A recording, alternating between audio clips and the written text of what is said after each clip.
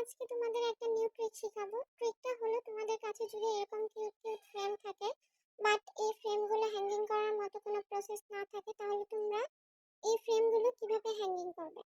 So যেহেতু double সাইডের tape নেই তো ওয়ান সাইডের টেপ আছে, তো এই ওয়ান সাইডের টেপটা দিয়ে আজকে আমরা এই কাগজের কিউট ফ্রেমগুলো হ্যাঙ্গিং করে দেখাবো।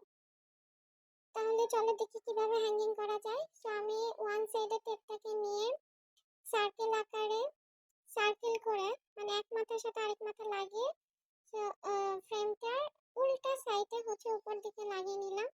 সেম ভাবে আমি টেপটাকে আবার সার্কেল আকারে করে নিচের দিকে আবার লাগিয়ে নিব। সো ফ্রেমটার উপরে একবার টেপ লাগাতে হবে, নিচে আরেকবার টেপ লাগাতে হবে, দুই সাইডে টেপ লাগাতে হবে। তো আমি যেহেতু দুইটা ফ্রেম নিয়েছি, দুইটা ফ্রেমেই ঠিক একই ভাবে টেপটা লাগিয়ে নিলাম।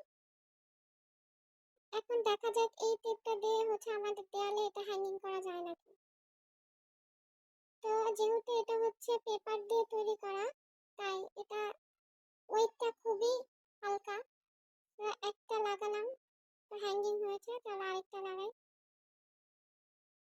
তো দেখতে পাচ্ছ সুন্দর করে হ্যাঙ্গিং হয়েছে।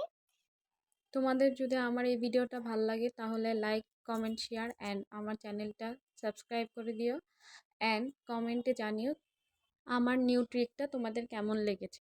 টাটা।